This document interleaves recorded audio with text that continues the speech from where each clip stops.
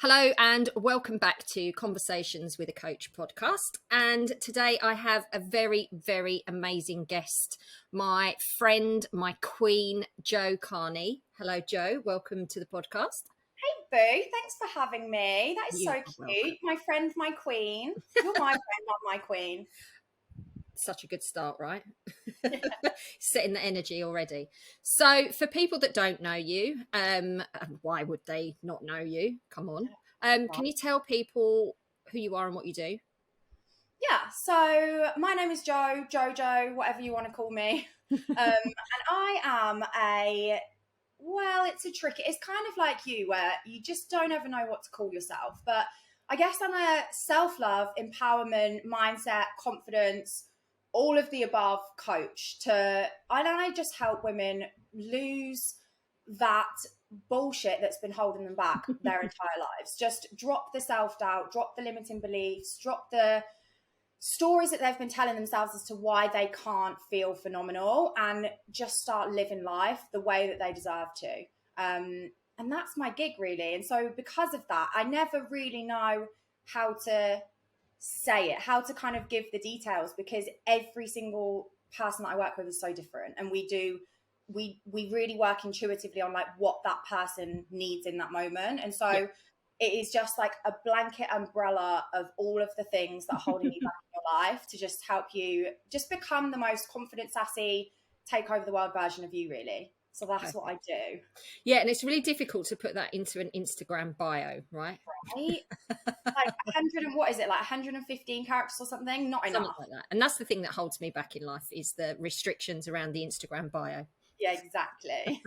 So when you say help you get away from the bullshit stories that you tell yourself, how does that look for some of your clients? Can you kind of talk us through what people come to you for help with specifically? Yeah, so I mean, it's so many things, but do you know what's funny actually is it's so many things, but they all boil down to the exact same thing. Mm-hmm. And that one thing is just not believing in yourself and your abilities, and not believing you deserve to be where you want to be. So many of the stories that people come to me with is, I will be happy when I know that I need to achieve X to make sure that I can live my life the way I want it to. And for a lot of people, they believe that that isn't actually somewhere they can get to. That's something reserved for other people. So, I don't know, so many of my girls, because I used to be a fat loss coach, so many of my clients come to me assuming they want to lose fat, and they go, that will make me happy. That will change my life. And so a lot of the work I do is just helping them to unlearn that, actually I need to change myself to fit what I should be like in the world. And it's so untrue, but you've spent your entire life not thinking that's possible and thinking that you have to change to fit in. But we know that actually standing out is the best part of life, and like really being you. And I know you always say about being like unapologetically yourself. Yeah. And I just think so many of us like feel like we need to fit into a box to be accepted. But my job really with my girls is just helping them really unlearn all the things that makes them believe they need to fit into a box, and makes them believe that that will make them happy, and help them just to see that like actually it's embracing yourself on a whole, and embracing who you are is the key to actually living the life you dream of, not losing weight or being a bodybuilder or even just like getting a higher up in a career you hate. Do you know what I mean? Anything like that. Yeah. So yeah, that's, most of my girls come to me wanting something, and my job is to help them see that that isn't what they want. Right. So basically completely probably the opposite of the reason they came to you in the first place. So like you said that you used to be a fat loss coach. So obviously I've known you for a while, and I know the journey that you've been on through the last couple of years. So why did you move away from that? So many reasons, Tan. Like, when you've spent so long doing something that just feels a bit icky, it doesn't feel right. And I spent maybe like 3 years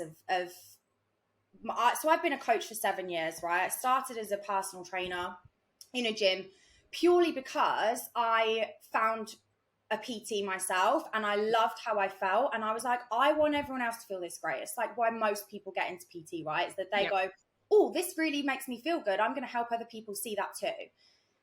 Throughout the PT experience, I realized that I wasn't really training people. I was helping them want to be there. So helping their mindset to coming in. Then I moved online because I got so busy on the gym floor, and the same thing was happening. People were coming in and I was helping them lose weight, but I wasn't helping them lose weight. And I'll be honest, Tan, I would say from the get-go, I couldn't care less. And this was probably the biggest red flag, but I couldn't care less whether you lost weight that week. I couldn't care less what you ate. I couldn't care less if you went to the gym or not. I cared how you felt about the fact that you did or didn't go to the gym, or how you felt about the fact that you did go to the gym and it was like the first time you've ever been. It's like, I care about how you felt about all of the things that I was trying to get you to do. Yeah. Not because it was going to help you achieve the goal you wanted, but because I knew that the feeling of achieving that goal was so much more important than actually achieving the goal. And so maybe last year, I just got to a point where I was like, I am so out of love with helping people change their bodies to feel accepted, to feel worthy, to feel loved, to feel important. And actually what I loved doing was helping people feel that without needing to lose weight to do it. Yeah. And so I got to a point where I was like, why on earth am I feeding into the idea that you're not good enough as you are? Like that's how it felt for me. I was like, I'm literally adding to the problem. And I don't think that's necessarily true for everybody, because I think there are some great fat loss coaches out there. And I think that coaches in general do impact and improve people's lives so hugely. I just knew that wasn't my calling. Like, I'll leave that to the other people that really care about macros and training and helping, the exercise improve your lifestyle in some way.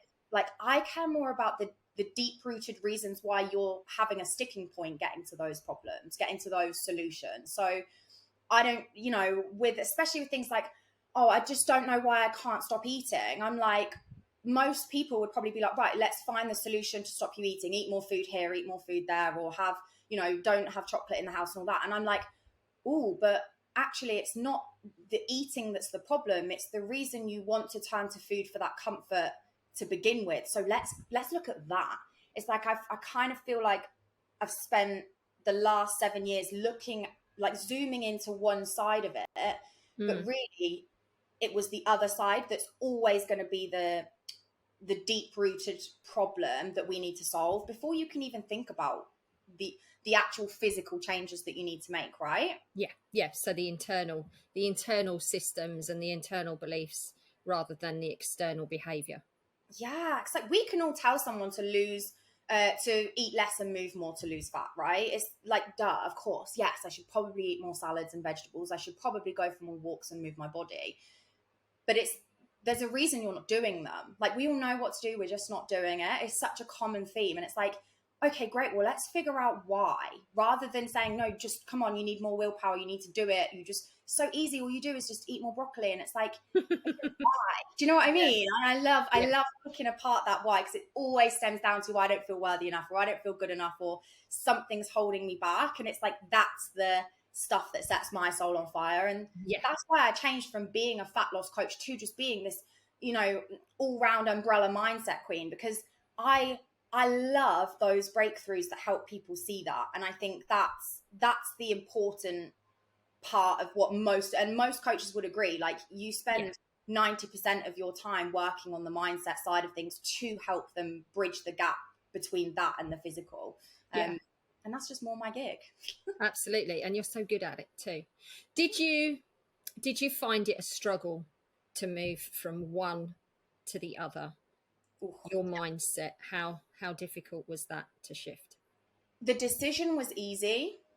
The implementation was near impossible in my mind at that moment, because and again, it's another limiting belief. Like, you spent your entire life building one identity. So I'd spent 7 years of my career building a very specific identity for myself, and like, well, this is what I do.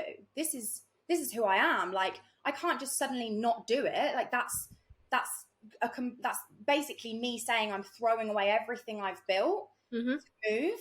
But actually, that's what's going to keep you stuck. If you're constantly just saying, but this is how I've always been, so I'm going to stay there because it's what I know, it's where my comfort zone is, and I'm good at it. You know, I was great at it. So moving seemed really scary, and it felt like a huge shift in identity. Felt like, well, are people still going to love me? Am I still going to be relevant? And you know me, we're a queen for external validation. And immediately I was like, I am going to be irrelevant. You know, I'm not going to resonate and land with people so much. But I knew that for me, this was me living true to what I knew I needed to do to make people feel brilliant about themselves.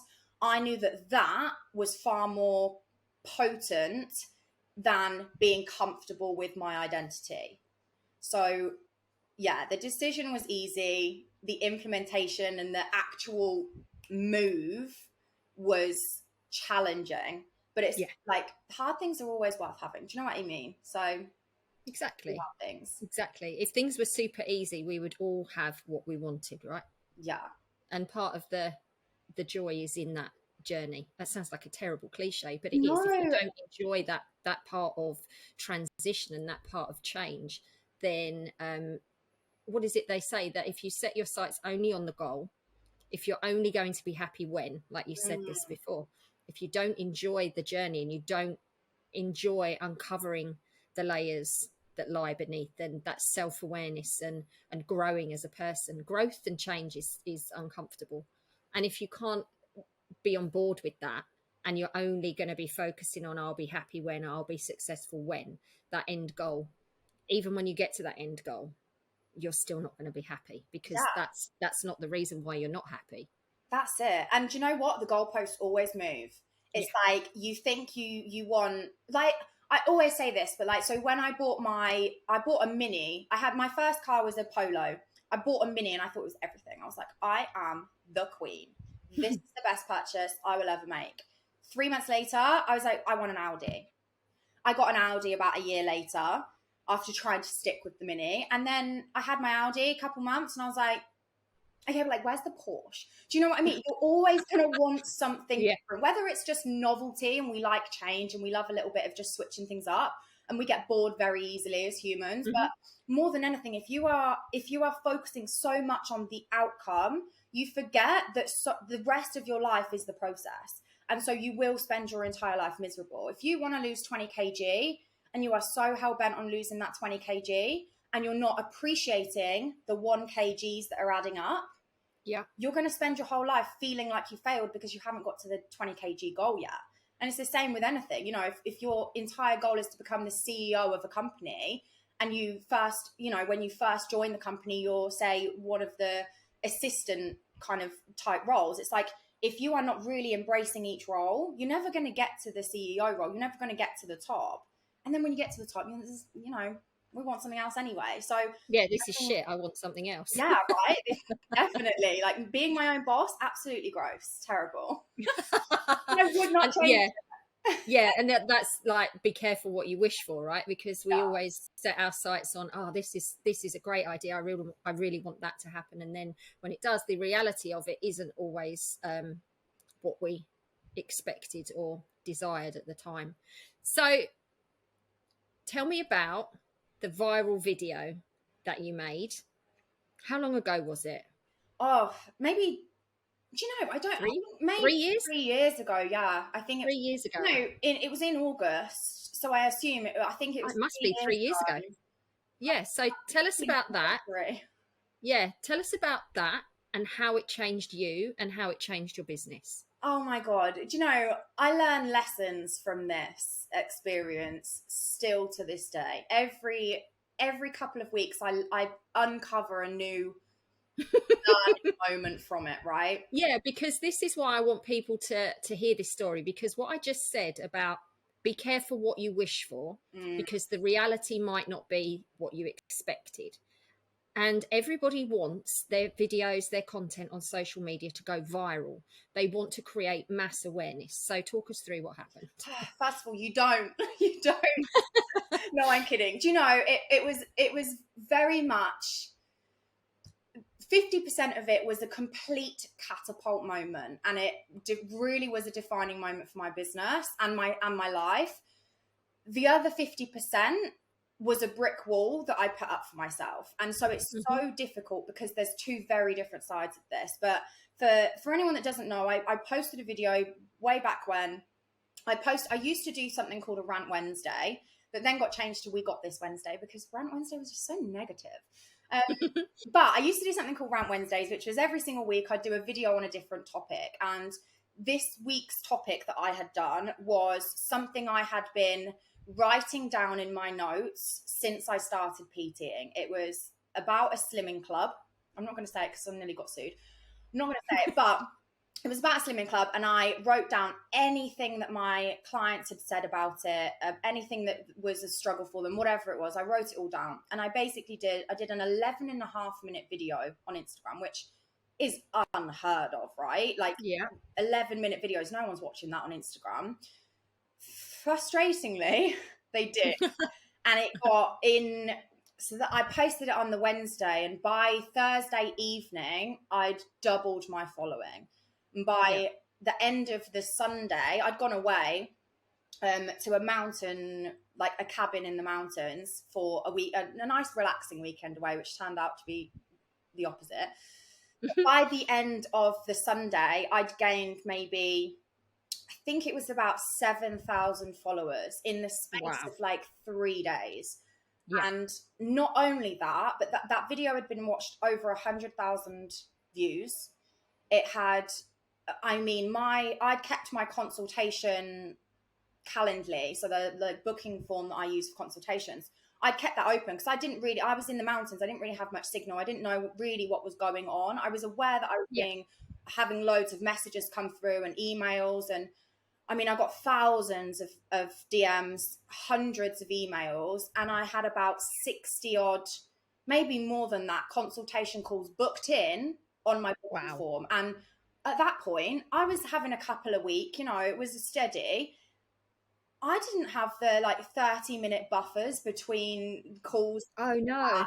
So 30 minutes, 30 minutes. For about 3 months, it was packed out for. Wow. And it's, so it really skyrocketed a lot of things for me.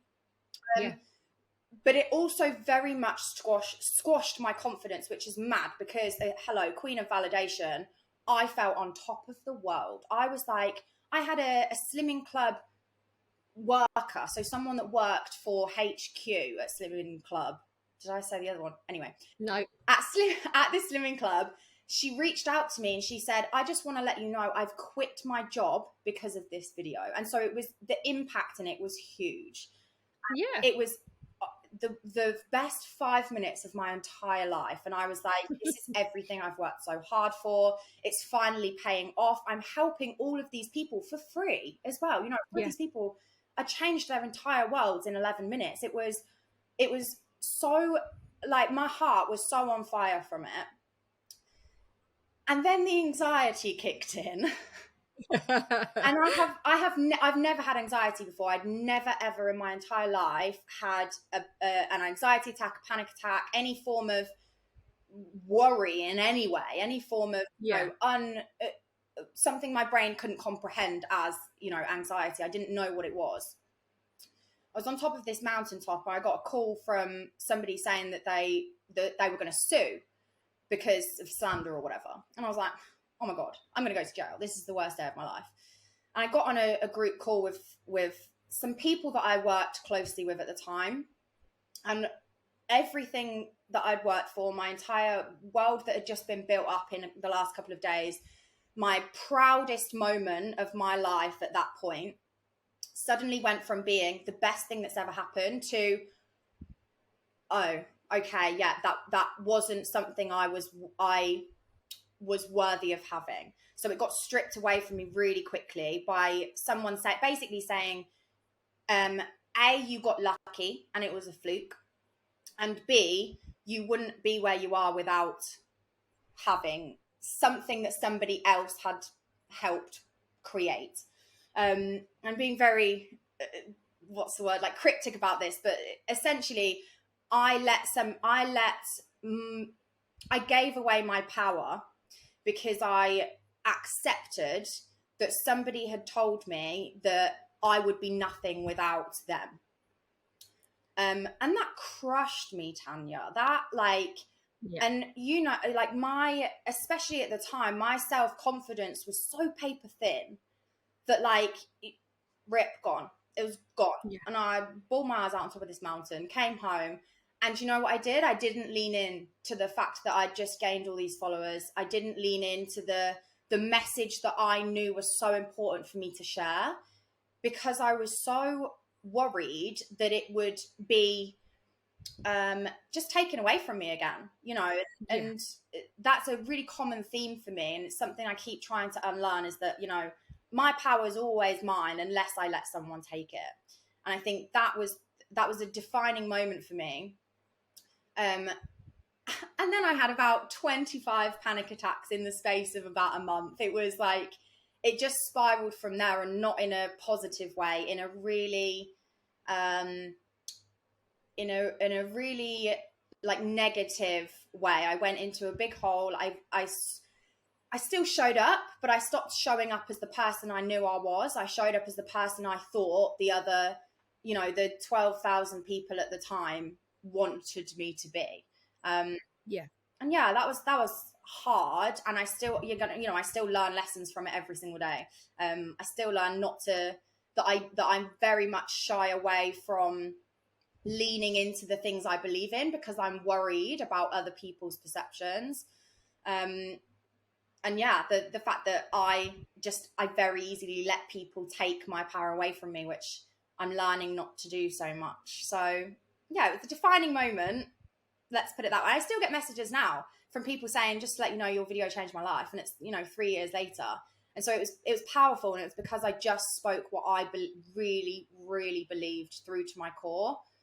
And if you do that, you resonate with people. But there's a lot of messages in there that are, and thank you for being honest and open about that, Jo. It's important that people see that the glamour and the validation of high follower counts and high engagement on Instagram isn't everything that it's cracked up to be. And that when you're thrust into a spotlight the way that you were, and this would be true for every influencer that has to basically perform as a character or as a version of themselves that they think their audience expect, the pressure from that and the anxiety that came off of that, because you realized very quickly that didn't feel right. And the anxiety and the panic attacks was you responding to, this isn't right, this isn't what I wanted, and having your power taken away from you and feeling that you didn't have control. This is kind of the journey that you're helping people move away from, isn't it? So you're on the journey with people, and this is what I love about coaching, particularly about honest coaches who don't pretend that they're the experts in this, but that they are learning alongside of you. They are with you on this journey, and that perfectionism doesn't exist, and that we all come up against the same problems, and that we might just get over it a little bit quicker, or we might get through it a little bit quicker than we did before, and that you're 25 steps ahead of everybody else because of this massive acceleration of experience and insight that you were pushed through. Yeah. And go on. Do you think that if you look back, would you do the same again? Yes. And I think if you'd have asked me last year, I'd have probably been like, absolutely not, never again. But at this moment, it's so much. I mean, you can't regret things in life because they make you who you are, and they show you so much about yourself and about people around you. But more than anything, I am very, and we all are, hyper focused on the negatives a lot of the time. Yeah. But and even that video, you know, however many hundreds of comments, there was the first time that video went up. So I didn't tell you the video, I had to take it down because I was too scared I was going to go to jail. And then I put it back up. And the second time it went up, it wasn't received. And it went viral again. And it got maybe about 90,000. But it got a lot more of the of the kind of cult followers being judgmental towards the video. And so a lot of that focus was negative that second time round. And something that I am very, very used to doing is laser focusing on those negative comments. But the funny thing about this whole time in my life was I will never forget the long essay emails that women sent me about how amazing, you know, how their lives have completely changed from 10 minutes. You know, that is one thing that will always be burnt into my memory. And it's the power of that positivity really, really outweighed the couple of negative comments, which is unusual for me. And so I will never regret that because it helped so many people change their outlooks. And, and best part is they didn't have to pay anyone to do it at that moment. Do you know what I mean? It was like it changed so many lives. I will never regret doing it. Now, if it were to happen again, I would be better equipped to manage it. And you're absolutely right with what you said about the 25 steps ahead. I always say to my clients, like, the best thing about our coaching relationship is I am literally not even 25, I'm 10 steps ahead.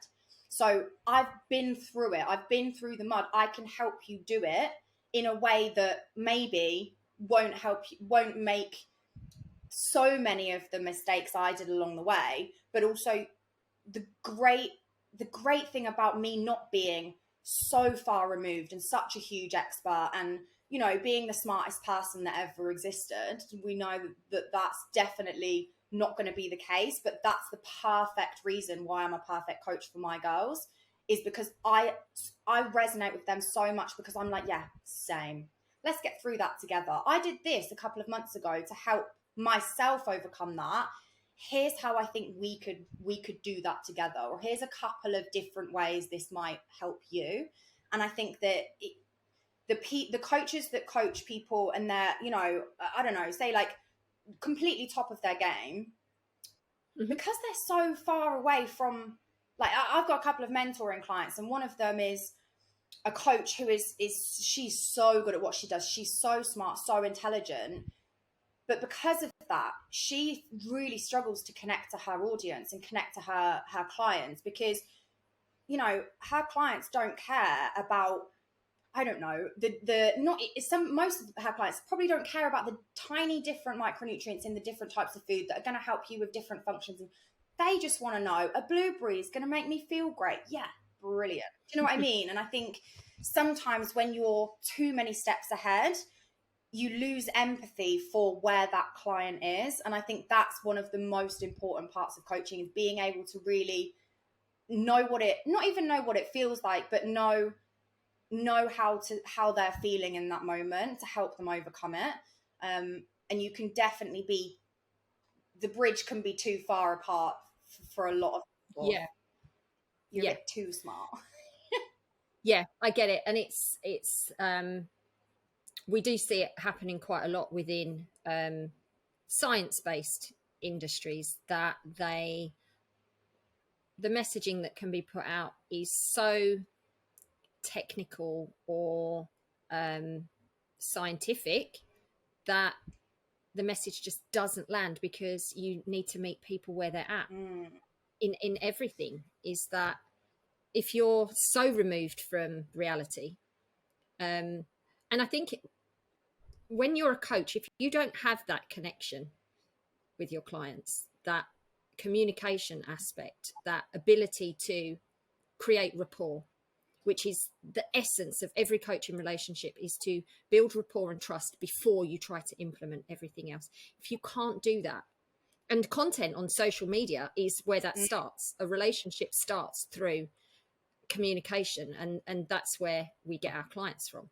If we're not able to create that connection, if we're not able to build rapport through our content, it's a struggle. Like, it's a big struggle to get people on board with who you are and what you want to do. With the best will in the world, you can be the most amazing, technically minded, intelligent, integrative coach, but if you've not had a conversation with someone in some shape or form, then it's pointless. Yeah.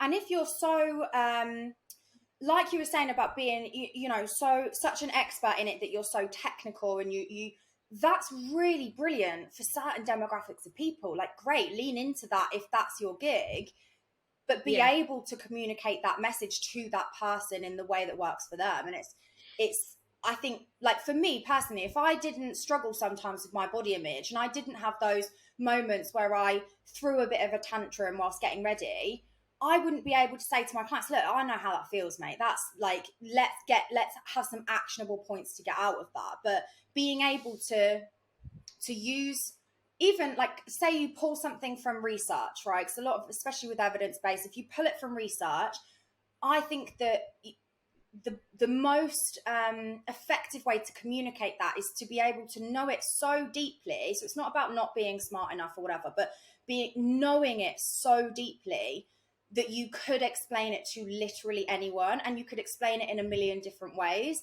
until it lands with that person. And I think that's what so many successful Instagram people, should we say, that's what a lot of the big names do so well, is they repeat one message over and over again until it lands with the specific person. I think especially with that Slimming Club video, like, that's why that did so well, because I knew exactly how to say every kind of little inch of that in a way that would resonate with a different person. And so because that information had been relayed to you through conversation. So you were absorbing your market constantly. They were coming to you with their worries, their fears, their struggles, and you were listening and you were helping them. And then through that, realized that this is a wider problem.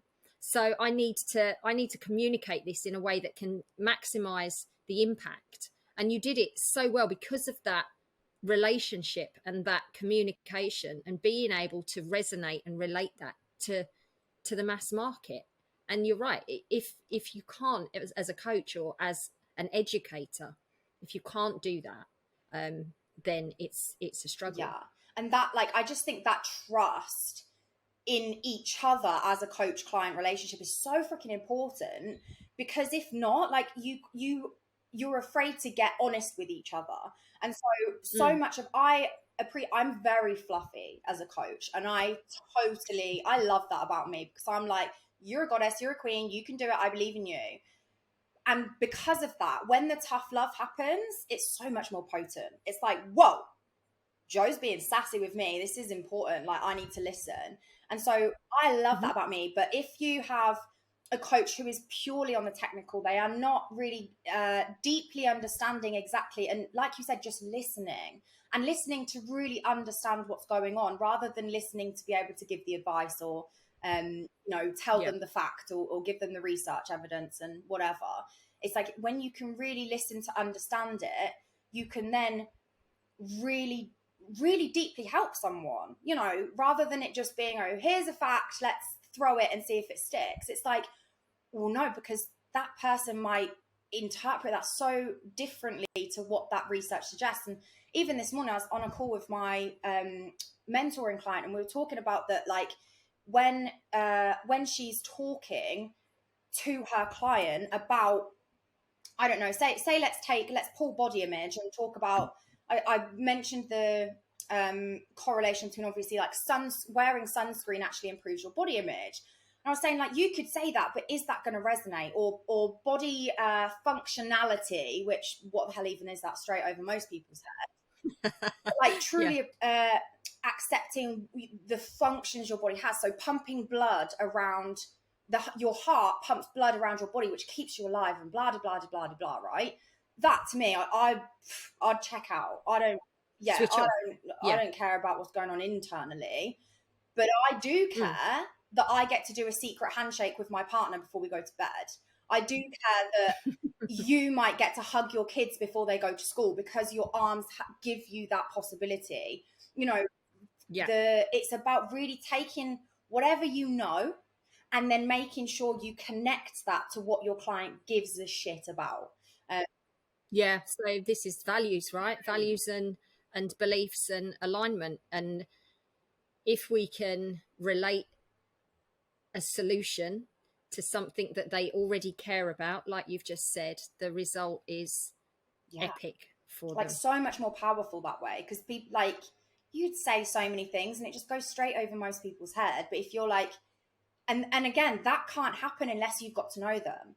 That can't happen unless you've talked so frequently about their kids, or the importance they put into their career, or the fact that they care so much about, even caring so much about what other people think. It's like, okay, we can use this to unpick that and also help you in all of the areas of life. But again, if you're not communicating that with each other and trusting each other enough to have those open conversations, like, it's just always going to land flat. So yeah, I think it's so important. Can you tell listeners, if they want to work on self-esteem, self-confidence, self-awareness, where do you start? So I don't feel great about myself. I look in the mirror and I really don't like myself. How can I start to make an improvement with that? What happens? I think so many of us forget the first thing. And so the very first thing is literally just acknowledging that that's what's going on. And like, literally, it's just that acceptance of, like, instead of, so many of us, we do say, we look in the mirror and we hate what we see, or we feel really incompetent in our jobs, and so we just, hate every second of it. We're so busy berating ourselves for it and having a go at ourselves for it and adding a bunch of, I should be doing this, I should feel like that, I'm so pissed off that I don't. We're so quick to beat ourselves down about it that we're not really acknowledging, or we're not listening. We're not listening to what's actually going on. And I think the really important first step is to just listen to what's going on. Observe those thoughts that are coming in. Observe what your mind is trying to tell you. When you look in the mirror and you're saying you hate your body, okay, cool. Dig deep on that. What do you hate about it? Why do you hate it? Where's that come from? How do you feel when you look in the mirror? What sensations come in? What are the thoughts that creep in? What are you making those things mean about you as a person? Like, really understanding, really just creating awareness about what you're actually saying when those things are being said, and what you're making them mean about you. I think it's just like, well, I mean, that's number 1, 2, and 3, I guess. But that's the first thing, is just recognizing that it's happening, because it's so easy to just float through life and just do the things and beat yourself up for not doing the things, or doing too much of one thing, and spending all that time with the negative self loop in your mind, rather than actually going, okay, so there's a problem here. What is the problem? If you don't know what the problem is, you can't find the solution. And so most of the time with my clients, that's what we spend the time doing, is figuring out, what are you actually telling yourself here? What's actually going on, so that we can create a bit of an action plan to bridge that gap from where you are to where you want to be. I think without just that level of awareness on some part, you're never going to know where you're going. You're never going to know what direction you need to turn to. So that's the first step. It sounds like it's painful for people, or uncomfortable for that to happen. And I'm not going to dress this up. I'm a coach. I know that this work is difficult, and there is a harsh realization that we aren't kind to ourselves most of the time. I heard statistics from, I think it was Owen, I think his name's Owen O'Kane, or Owen Kane, psychotherapist, that we have 80,000 thoughts a day. 60% of those thoughts are negative. No, 70% of those thoughts are negative, and 60% of those negative thoughts are repetitive thoughts. So we are repeatedly saying the same negative things to ourselves over and over and over again. So it's no wonder that we are drawn to negative mindsets, and that we have to work hard to overcome that story about ourselves. And the work is uncomfortable. So how can we, so having a coach obviously supports you through that, and you support your clients. I support my clients on these kinds of transformations. Somebody that doesn't have a coach or a support network, what can they do to be encouraged and supported, self-supported, to continue the work? I think it's what you said about the repetitive thoughts is really interesting, and it is so true. And that's where I think that's the place where we should start. If you're doing this alone and you haven't got the support of someone helping guide you through these moments, I want you to really look at, like literally, I think spend the next week really being aware of those thoughts, and the ones that come up regularly, do a little tally. I hate my body. I'm so dumb. I can't believe I said that. Like, I'm so stupid with this. I'm so bad at words, whatever it is. And just put a little tally next to them all. So you just go, right, okay, God, I said that 8 times today. Like, that is, okay, yeah, that, without judgment. So instead of going, oh my God, I can't believe I've said this so many times. I'm such a dickhead. I can't believe I've said that. You're beating yourself up about beating yourself up. You're adding shit on top of shit. So we need to remove the second shit, first of all. Are we allowed to say shit on this podcast? We can say whatever we want. It's my podcast. So you're adding shit on top of shit. So the first thing we need to do is take the shit away and practice, not learn to, but practice removing the judgment. But the most important thing we can do, I think, when it comes to doing this alone is observing things, really getting clear on exactly what you're saying to yourself, but being able to start calling yourself out when these things are going on, and stopping yourself in your tracks, because there's no one there to do it for you. If I'm on a check-in with a client and she says, I'm so pissed off because I've just done this and I can't believe I just did that, I will literally stop her immediately and be like, no, absolutely not. Let's rewind. What should we say? And what can we say instead of this? Or, how do you feel? Why do you feel you're judging yourself for that moment? What's coming up there? Why do you feel guilty? Why is there shame added to this? And I think so many of us add the shame on top, which is, it's the extra shit we're adding to it. So if we can call ourselves out when we're doing it without the judgment, just say, well, hang on, that wasn't very nice. Let's rewind. Then everything else gets so much easier. And you stop immediately. Like you said, with these, we create these pathways of thoughts. And if you repeat a thought enough times, it becomes your default mode. And so if you're constantly going to that default mode, of course you're going to beat yourself up every time you say something negative, because you've done it your entire life. So creating a different path for yourself is so much more effort. And it's painful. Like, we don't like to acknowledge. We can't even give ourselves a compliment. Like, how do we expect to really dig deep on the shit that we don't like about ourselves, and that makes us feel a little bit less than, I think so much of it is just understanding your strengths and not so strengths, and being able to accept both, and doing that all without the extra judgment and the extra shit on top. So if you're doing it alone, the best thing you can do is call yourself out without the judgment, and start really understanding exactly what's going on for yourself, and write it the hell down. Like, we love a quick cheeky journaling prompt. Like, write it down. Yeah, writing it down, journaling. And there's you have journal prompts on your social media, right? And you put journal prompts down for people. So what matters to you in life, Jo? Tanya, we have been through this.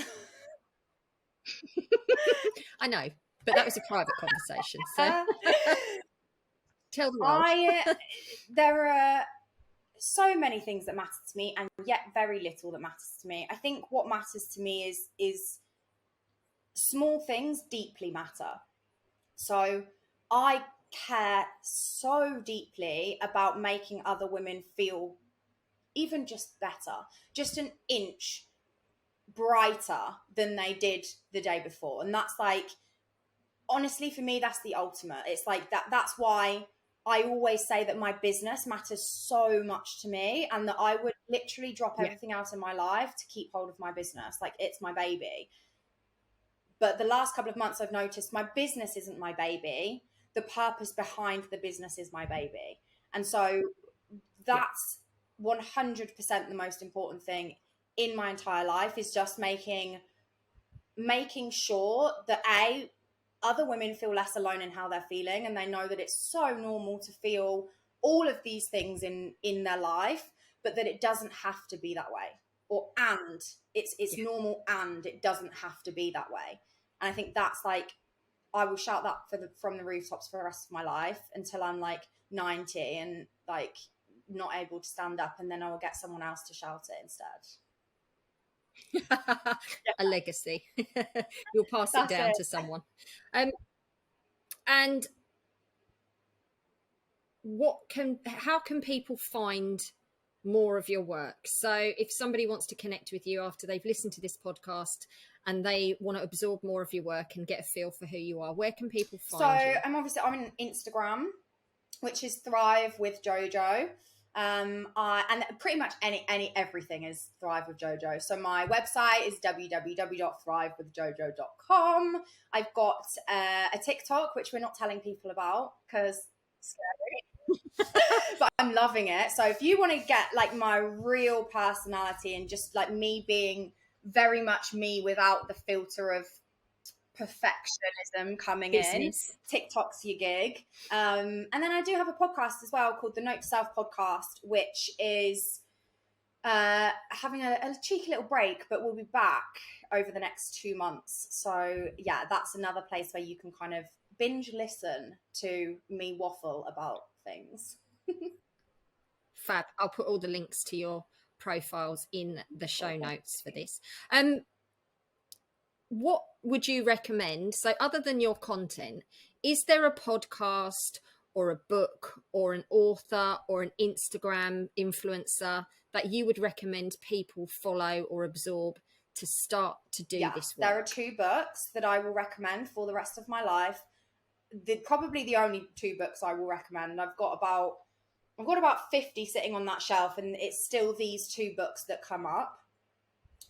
The first one is The Happiness Trap by Russ Harris. And it's all about ACT therapy. It's all about acceptance and commitment therapy. And honestly, it's really powerful in changing your perception of the world around you. So changing the way you see things, changing your perspectives on, the negative thoughts that come in, learning to kind of not necessarily feel fear and do it anyway, but understand that fear isn't actually that scary, believe it or not. Like, getting out of your comfort zone is easier than it looks or than it feels. And just seeing the world in it from a brighter perspective, which I think is so freaking important. And then the second one is You Are a Badass by Jen Sincero, and it's a bright yellow book. And it's the first book I ever read. And I'm talking about, the last book I read before that was Biff, Chip and Kipper. Like, you know what I mean? Like, classic. I haven't read since I was maybe 10. When I was at school, I had an essay that I had to do it for a book, and I paid am I allowed to say this or will I get sued? I paid my sister to do it for me. So I didn't even read the books at school. Like, I'd never read before this. It was the first book I picked up, and I opened it, and about 10 pages in, there was just this like revelation moment that I had. And it's what got me into reading. But like, that book changed the course of my life. It's all about how you see yourself. So The Happiness Trap is more how you perceive the world around you and how you, I guess, digest information that's going on and interpret information. You Are a Badass is more about kind of connecting with your own power and showing yourself that you're capable and that you can do literally anything. And so 2 very, very good books. Excellent. I'll put links to those in the show notes as well. I've just ordered that Russ Harris book for myself. Yeah, because ACT therapy is something that it's another framework that I want to bring into what I do. I like to take bits of lots of different coaching models and absorb them into the work that I do. That's my version of I love university. It's so like that. There's a part in this book about demons on a boat. I think it's literally called Demons on a Boat, the title of the chapter. It's all about like and I'm going to butcher it, but your thoughts, imagine you're on a boat and you're trying to sail somewhere and these demons are coming in and these are your thoughts. They can't hurt you, but if you listen to them, you're not going to keep sailing. You're not going to keep pushing forward. You're going to just sit there and let it consume you. And I just think there's so many powerful mental visuals in that book. I think you'll love it. Let me know how full of metaphors. I love a metaphor. Perfect. Thank you so much for coming on the podcast, Jo, and enlightening my listeners with your positive, confident, sassy self. Thank you. Thank you so much for having me. You're welcome. And thank you for listening.